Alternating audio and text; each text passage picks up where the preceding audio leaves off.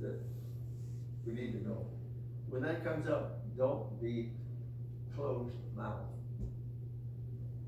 Tell the pastors what the situation is, and leave it up to them whether they want you to come or not. Because it's their flock that you're going to meet, and if they were expecting 2 people and only 1 comes, that's not a good surprise. So that's what we did, we called all the pastors. And they all said the same thing, no, come in. But, because of that, I was doing all the ministry.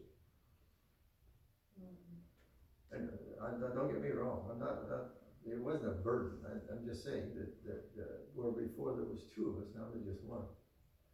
And another amazing thing is the night before, or the night that Bob fell, he prayed for a man with Parkinson's, and the man was instantly healed.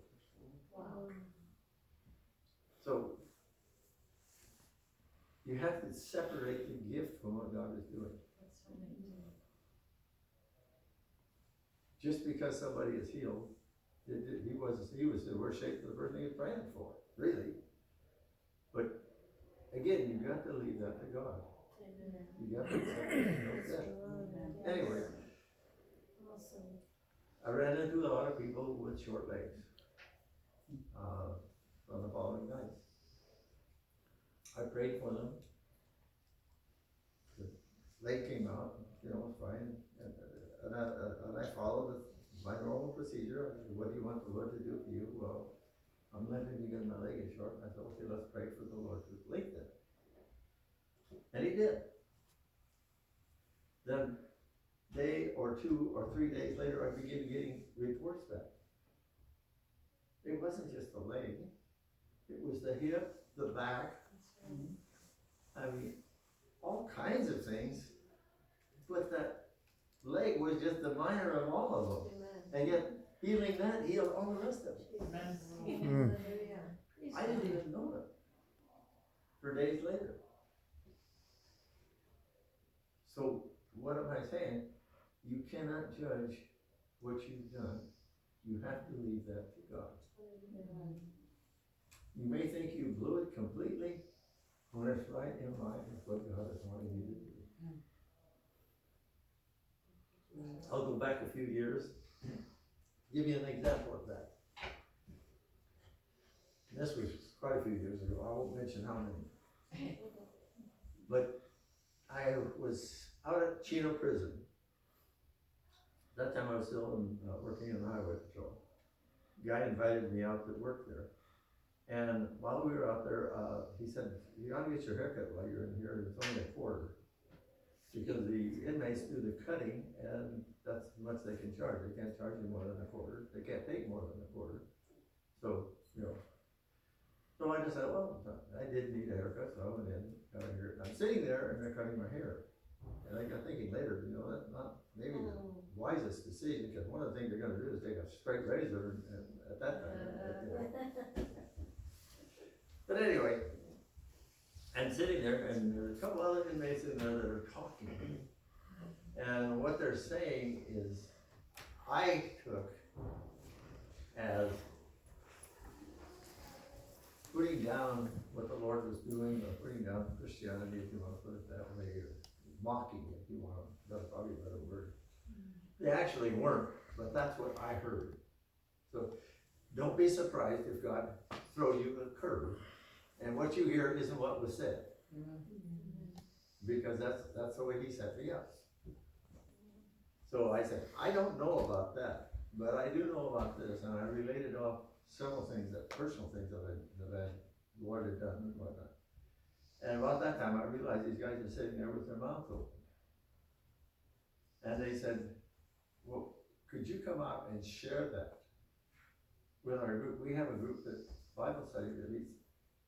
And if you come out on Sunday night and share that with us, it would just really encourage the guys. Well, now all of a sudden I'm in a quandary.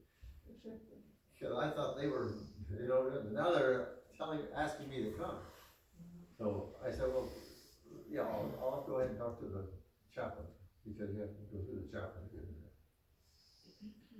So I did. And he said, fine. I won't go into all the details, but over time, well, I was, I'd write out a sheet. You notice I don't use a sheet anymore. Put everything down that I was gonna speak about. Try to follow the outline. Excuse me. And I found out I couldn't. I'd get out there and I would follow for a little ways and I'd start getting into it and gee, I'd be way over here. And I realized that and I'd come back and get on the outline and go in and present way over here and I'd come back. And every night I went home and I repented to the Lord because I told him I would stay on the outline and I didn't. And that went on for about 18 months. And then one night, I just came back from one of those out in left field. They got so used to I wasn't even repenting anymore, because there was nothing I could do about it. And the guy that was sitting next to me, an inmate sitting next to me, says, George, have you ever noticed how every once in a while we'll look at each other, nod our heads and smile? And I said, yeah. And he said, well, doesn't that bother you? I said, of course. And he said, well, would you like to know what it is? I said, sure. He said, well, you come out on Sunday night and teach. We meet every night of the week and have Bible study. And we'll get into a big controversy over what something means. And you come out on Sunday night and give us the scripture and tell us what the meaning is. And we never have to ask you what it is. And those things were when I was in left field. That's awesome. He was using me in spite of myself. Yeah. So what I'm saying is, be careful of how you judge yourself. Amen. Because you may be right in the center of God's will. Amen. Wow. And all he's trying to do is build you up. And it's a process, but a process of love. He wants us to be, book of Revelation, an overcomer. Amen. You can't be an overcomer unless you have something that you have overcome. Amen. And he gives you things to overcome. Hallelujah. And we gripe and complain because he's given us things to overcome when he's trying to bless us. Jesus. And if we would just go with the flow, knowing who he is, which is the center point of the whole thing. If we know who he is, we know that he can't do anything that isn't out of love for us. Amen. It may not look like it, it may not smell like it, it may not even come close to it, but when all is said and done, you will realize it was his love that was doing that. Amen. He loved us so much, he sent his only begotten son to bring us back. And he went through a lot more than we will ever go through. The one thing he went through that we will never go through is to have the Father turn his face away from us. Yes. Because for a short time while he was on the cross and became sin, God turned his face away from him. And it was the first time that the two had ever been separated. Yes. But that was how much he loved us, because the only way we could become back to him in justice was to have a perfect human being sacrifice to cover the sin from Adam, which he did.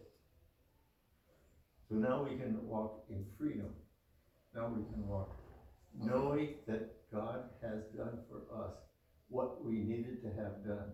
So when something comes up, we know we need to have that done. Amen. It may not look like it, it may not smell like it, but we need that in order for God to move us forward. Amen. It may hurt, and probably will hurt. But if we have deep down inside of us the knowledge that God is always good, he's always building us up, then we can overcome those things that come against us.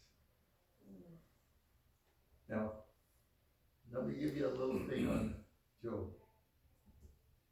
Everybody says, poor old Job.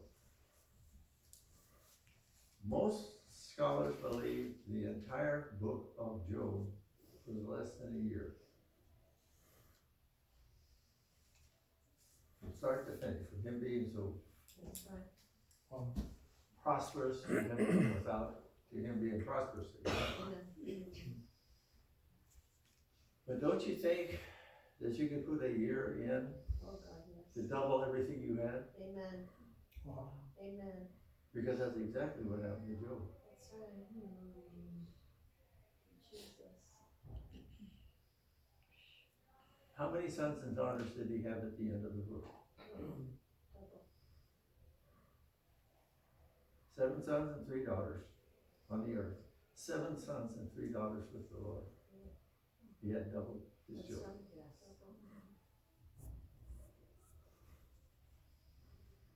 Who caused the whole mess? I know you're gonna say Satan, but not quite right. The Father.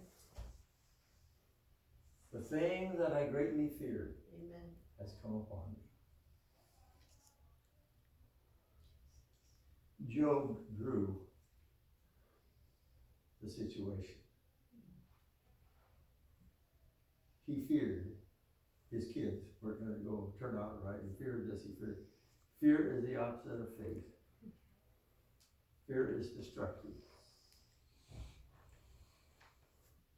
So God removed the fear. Took a year, but it removed the fear. Yes, it did. Because now he knew, I've heard of you as a hearing of the ear. Now I see you, and I put my hand over my mouth. Amen. Wise man. After 1 year. That's good. That year made Job prosperous, Amen. both in the spirit and on the earth. It isn't a poor old Job. Hey, God, can I get that deal? Can I get that deal when I know you, where I see you? Amen. That in itself, without all the rest, would be what. Hallelujah. Yeah, I think I've done enough. Amen.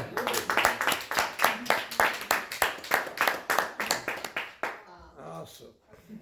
Big word. Woo, what a powerful word, amen? Amen. I almost thought he was gonna teach my part. I was like, he gave a lot of scriptures that I'm gonna give you. Oh, I'm excited when we begin to see the Spirit of God move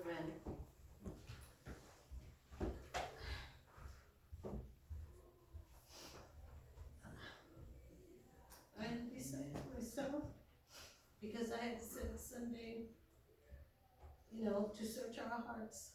And since I stopped working, and I've been home since January 3rd. Every day I've been saying, create in me a clean heart, O God, and renew a right spirit in me. And we could pray the prayers, and we could quote the scriptures, and we do all that just, because it's almost like tradition or religion or whatever it may be, but for me it's been really real because every time I've woken up like at 2, 3 in the morning, that's the first thing I say. It's like, open my mouth and say, create in me a clean heart, renew a right spirit. And I've been seeking God for our ministry so it can grow and develop and get us where we need to go, because I believe that integrity of excellence is an end time army. I believe that God has hand selected us.